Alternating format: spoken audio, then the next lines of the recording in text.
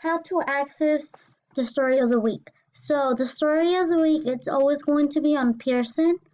So you're going to go to the apps, you're going to click on Pearson. This is, I'm using an account from a student in my homeroom, so you may see things in Spanish. Okay, so you're going to click on Pearson Realize. Then you're going to go to Classes. It's going to be the middle one. Then you should have it there, okay? The only reason why it's not there is because I am recording this video on it's Sunday, and I scheduled it to come out on Monday, okay?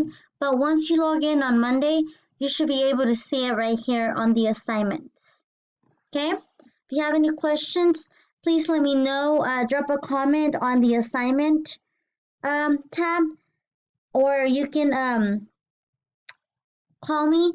I'll post my number tomorrow so you can call me or text me. Alrighty, guys.